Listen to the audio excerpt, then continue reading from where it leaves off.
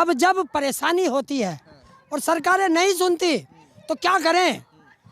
हम तोड़ फोड़ तो कर नहीं सकते हैं, देश की संपत्ति को नुकसान नहीं पहुंचा सकते हैं, देश की जनता को नुकसान नहीं पहुंचा सकते हैं, तो क्या कर सकते हैं? सरकार के खिलाफ एक आंदोलन, शांतिपूर्वक आंदोलन करते हैं। भाई 27 दिन 1987 में मेरठ में कमिश्नरी पर 27 दिन आंदोलन चला था शांतिपूर्वक। सरकार झुकी 27 दिन बाद जाके, मांगे पूरी हुई, सब आराम से घर। अन्ना आंदोलन में कितने दिन आप बैठे थे? अन्ना आंदोलन में शुरू से लास्ट तक ही रहा, 12-14 दिन जो चला था तो मैं वही रहा। तो केजरीवाल के साथ आम आदमी पार्टी में क्यों नहीं चले गए? क्यों चला जाऊं? मैं कोई राजनीतिक आदमी हूँ? मैं एक सामाजिक आदमी हूँ। मैं तो निर्भया केस में भी लाठियां खाई हैं इसी वोट क्लब पे, यहाँ लगी कमर में 2 लाठी। ये अब तो आंदोलन जी भी आपका नाम पड़ गया, ठीक है। जब कांग्रेस सरकार थी अन्ना आंदोलन में, उस वक्त क्या नाम पड़ा था आपका? उस टाइम ये सोशल मीडिया वाडिया कुछ नहीं थी और टीवी नहीं थे। अन्ना आंदोलन में हम अपना ऐसे ही एक आम नागरिक की तरह रहते हैं। हम तो यहाँ भी आम नागरिक की तरह हैं, लेकिन ये आप लोग जो है क्या बना दें, ये तो आप लोगों का धन्यवाद। बताइए कि मोदी जी ने फिर कुछ सोच के ही बोला था कि अगर उन्होंने बोला कि आंदोलन जीवी है तो उन्होंने बिल्कुल ठीक बोला। आप आंदोलन में जाते हैं, वहाँ आंदोलन में, वहाँ आंदोलन में, यहाँ आंदोलन में, यहाँ आंदोलन में। देखिए 1987 में किसानों के विरुद्ध था तो किसान आंदोलन नहीं करेगा तो क्या करेगा भाई?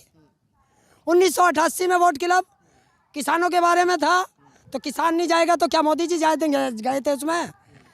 जाना पड़ेगा। अच्छा बताइए, आंदोलन जाते हैं तो घर परिवार कैसे चलता है? मोदी जी का कैसे चलता था? जब 35 साल तक घर से भाग गए, उनका कैसे चलता था? अरे अकेला इंसान, 2 रोटी तुम भी दे दोगे, क्या मना कर दोगे? जब तुम खाना खाओगे और मैं आपके घर चला जाऊं तो क्या आप मुझे 2 रोटी देने को मना कर दोगे? परजीवी शब्द जो उन्होंने बोला है कि दूसरों पर जो है निर्धारित रहते हैं, इसलिए आपके लिए वो तो नहीं, मैं परजीवी नहीं हूँ। मैं परजीवी नहीं हूँ।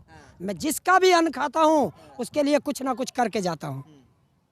मेरे दोस्त हैं, वो अगर मेरा खर्चा देते हैं तो उनका कोई काम होता है, मैं जाता हूँ। अगर उनके कहीं कागज लखनऊ जाने हैं तो मैं जाता हूँ, मैं करके आता हूँ उनका काम। अच्छा ये बताइए कि फिर आपने अब इस चक्कर में, आपने आंदोलन चक्कर में शादी भी नहीं की? नहीं, शादी का जो सबसे मेन कारण था कि मेरे माताजी जो थी वो पूरा शरीर उनका काम नहीं करता था।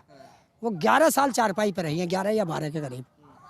तो मैंने शादी इसलिए नहीं की थी कि अगर कोई आ गई तो वो लड़की का स्वभाव पता नहीं कैसा होगा, वो हमारी माताजी की सेवा करें या ना करें। करेगी तो ठीक है, नहीं करेगी तो घर में एक राड पैदा हो जाएगी।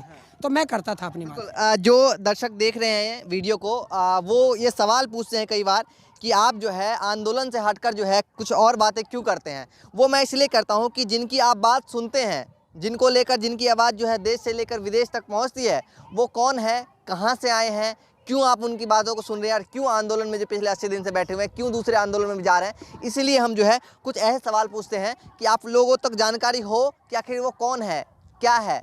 क्या ऐसा तो नहीं है कि राजनीति चमकाने के लिए कोई आया है? इसलिए हम ये सवाल पूछते हैं।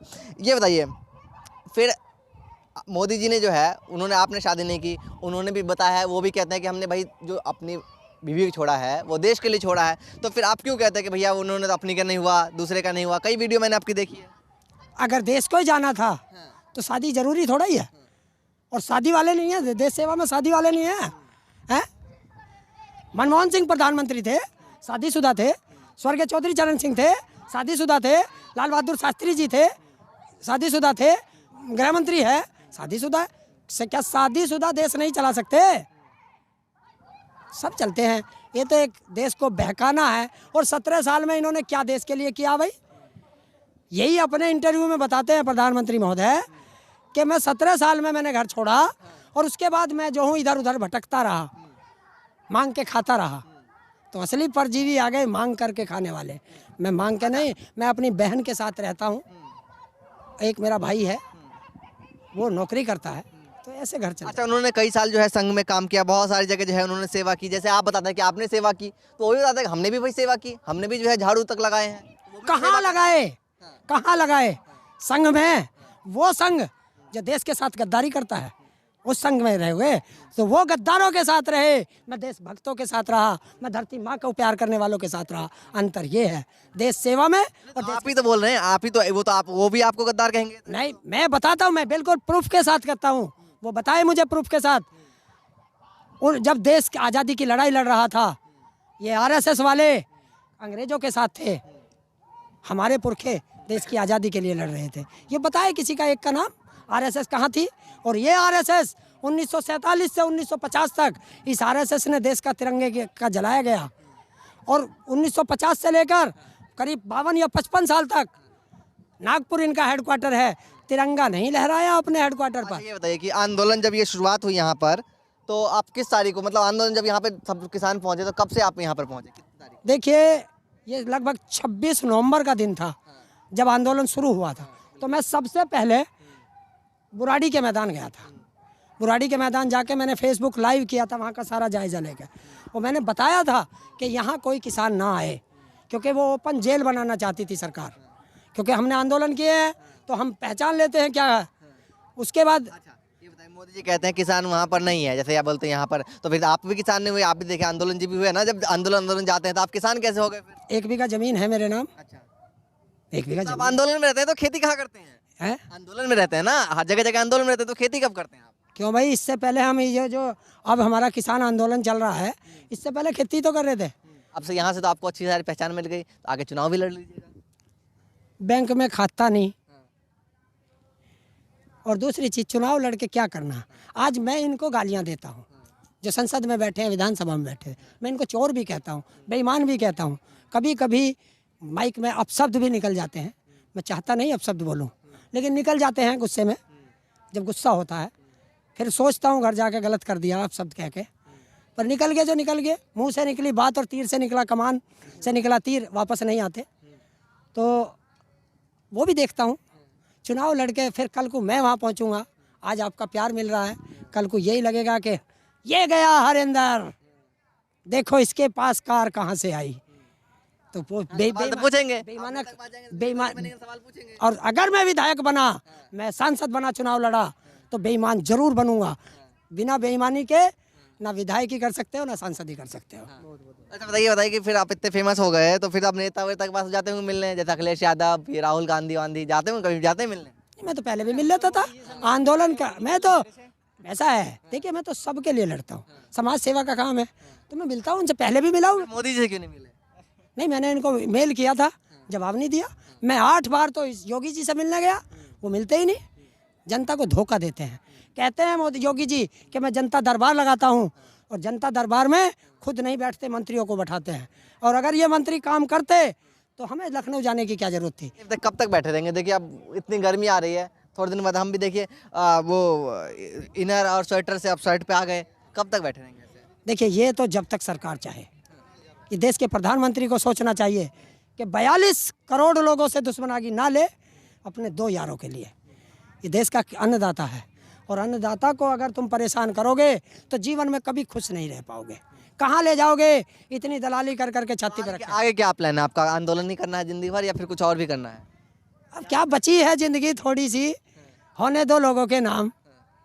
कम से कम याद तो करेंगे कि एक बेवकूफ़ मिला था, हमारे लिए लड़ता था।